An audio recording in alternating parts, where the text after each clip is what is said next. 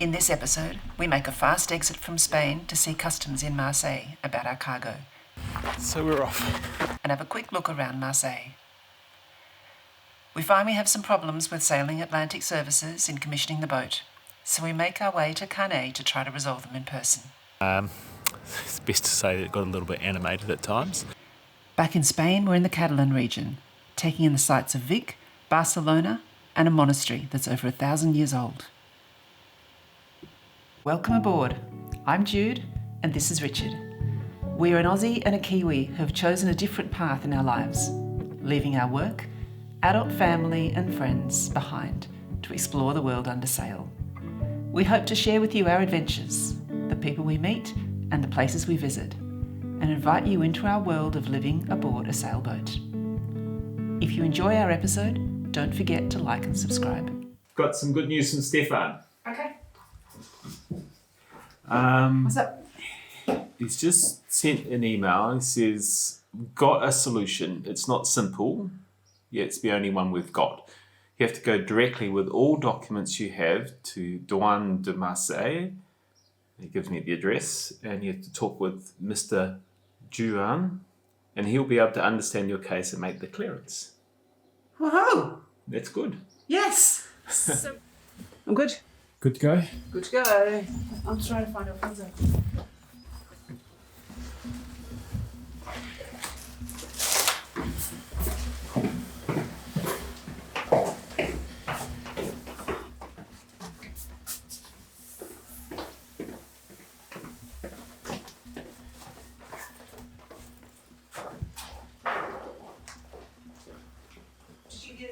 Yeah. Alfonso. Hola. Hola. We're just heading off. What's that? A gift? Aww. Thank you. Thank you. One big and one short. Oh, like this? Oh, thank you. Thank you. Yes. Oh, Have a thank nice you. trip. Where are you going now? Thank you. Where is the next destination? Well, Vic, but we're going by Marseille. Bye. Marseille. We've got to go to Marseille to see the customs agent to get all our stuff out Today? of Today, clearance. we just found out. Okay. So, fast drive across there Okay. and then back. Did you know that So enjoy. we are coming to Europe to live on a boat? I know. We bought a boat. Where? In Marseille? It's in Canet en Roussillon, Okay. and you can follow us. Oh, nice. But the boat It's our next is destination. still, the boat's not quite ready because we shipped stuff from Australia Ah. to France, and then French customs have held it. And they won't let it go. They've had it for weeks. Okay. And we found out this morning we can go and talk to somebody and get it released. Okay, I hope Then so. we can get our boat. Okay. And then we can go travelling. So we'll be in Europe for maybe 2 years. 2 years or so. It's a dream also for me. That's why I say next destination is Canary Islands. And Yes. also to buy a boat and stay there. Yes, we might find you Maybe in the we Canary cross on the Islands. way. So stay.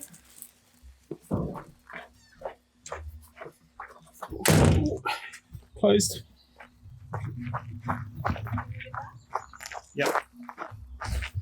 Oh, sweet.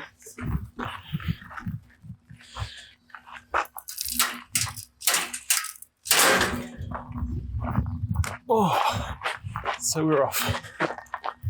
Cars. Sorry?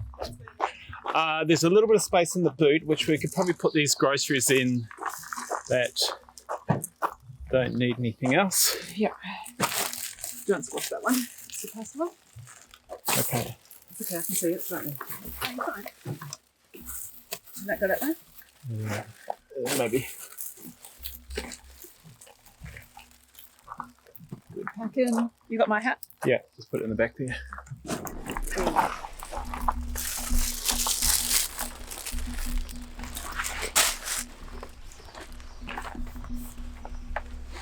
Oh, thanks for leaving anything else. You're good to me. Yes.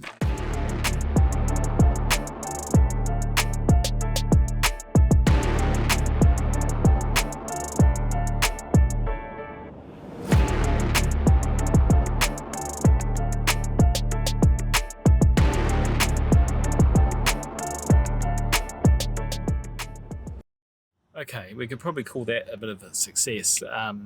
We drove into Marseille. Took us a real big problem to try and find the customs office, and we end up down at the freight sort of end of the terminal, and found a customs office, but it wasn't the one we were looking for. But those guys there were excellent. They jumped in their car and took us up to this other place that we're here right now, and we've spent probably the last hour in there.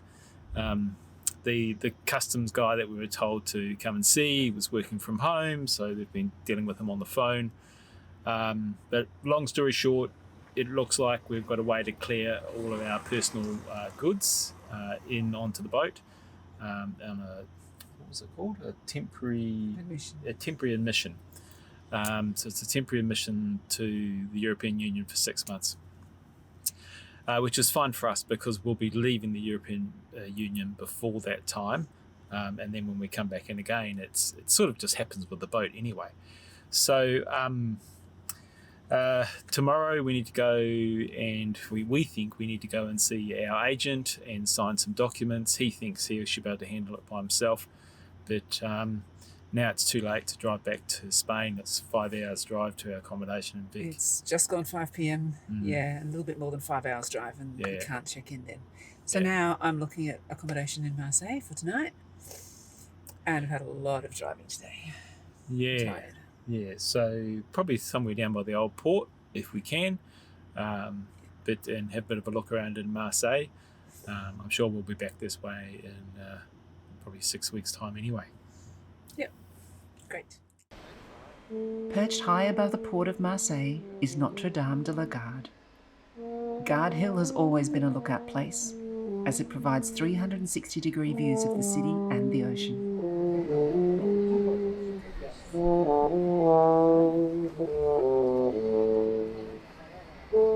The basilica is known as the Good Mother to locals, as she watches over sailors, fishermen, and the people of Marseille.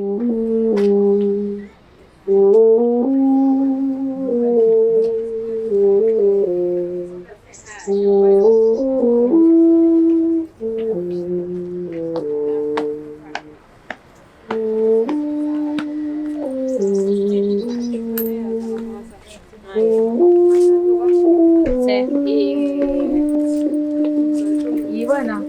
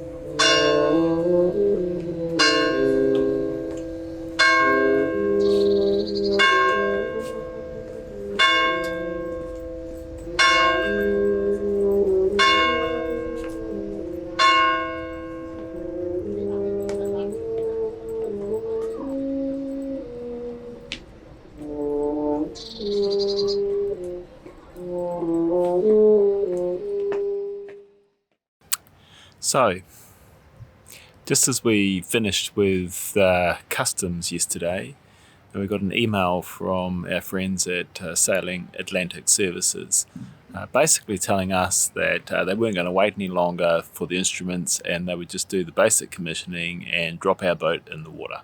So rather than just respond to them on email, we thought we would drop in and see them again here in Canet on our way back to Spain.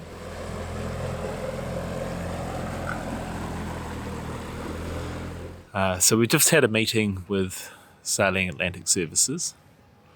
It's best to say that it got a little bit animated at times. They were quite frustrated at the delays. The main issue for them is that they thought we were trying to import the instruments from Australia because they're cheaper in Australia, just to save a bit of money, and that it had pissed them around, and they were just annoyed and had enough, really. Once we had managed to explain to them that we originally were going to commission the boat in Australia, which is why we bought the instruments there and had them imported, they softened a little. But still, the crux of the matter is that they've got a lot of boats to commission and they're now out of time. but they only have a certain amount of time that they can work on our boat. So they can't do the instruments for us. As an outcome, I really don't mind this. Right at this stage, we still don't have a date for the instruments, even with what looks like a way to get our stuff out of customs. And really, we just want our boat.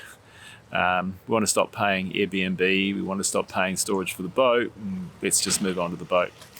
Worst comes to worst, I'll just install them myself. I'm in a really fortunate position that my son used to do this sort of work for 38 South Boat Sales, who we bought the boat off. And he's got a good friend, Leighton, who does this work all the time. So I have got some people I can call on to assist me.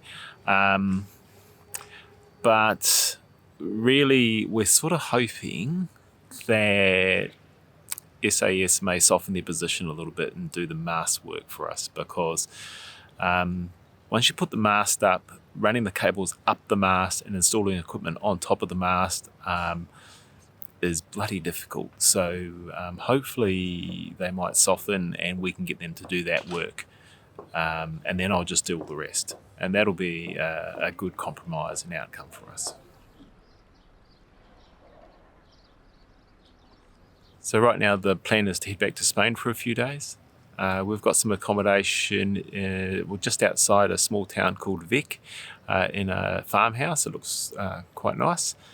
So we're going to spend 4 days there looking around a little bit more of Spain before we head back to Canet. And we're sort of hoping that by the time we get back here, our customs piece is resolved, our cargo's here, and then it'll be a lot easier to have that discussion with SAS about doing the mast work.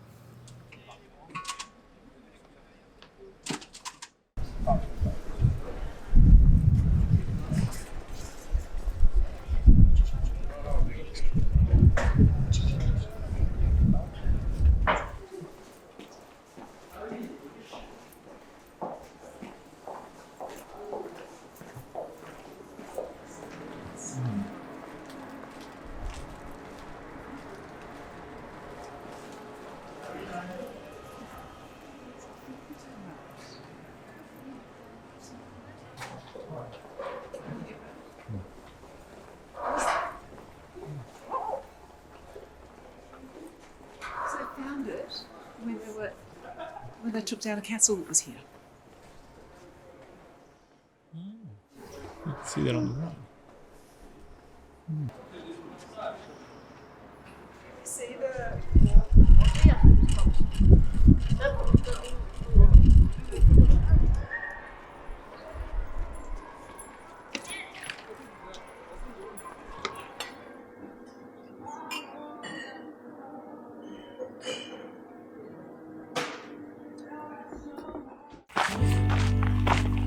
Monastery de Saint-Pierre de Casseries. I think I've butchered that.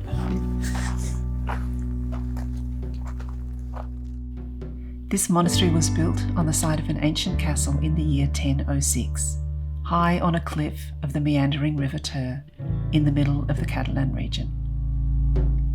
On the short walk to the buildings you get breathtaking views, and then the buildings come into view which are even more astounding. Wow, look at that.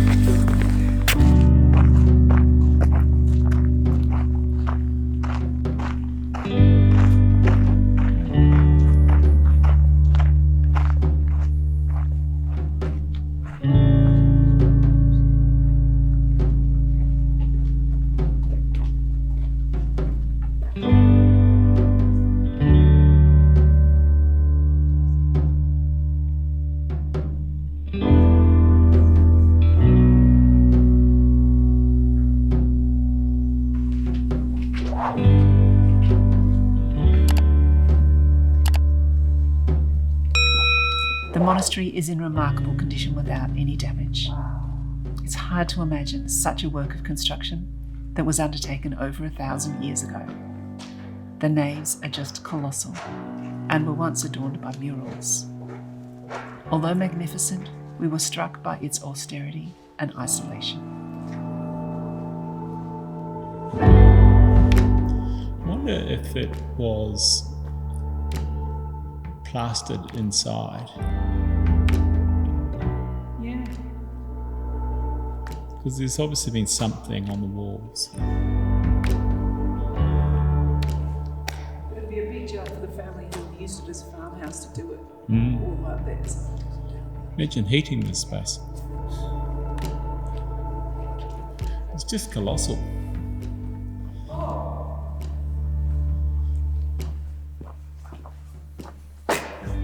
That's what the wooden beams were for. Having no chandeliers. So the walls were decorated. Maybe. Probably frescoes. We're in Barcelona today and we're looking forward to seeing some of the sites that Barcelona has. And we're starting off this morning, as you can see behind us, at Sagrada Familia, one of Gaudi's masterpieces.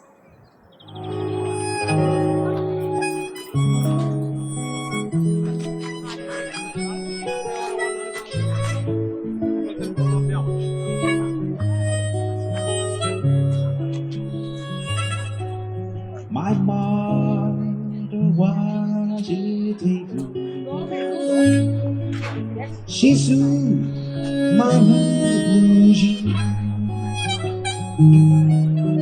My father was a gambling man down in New Orleans.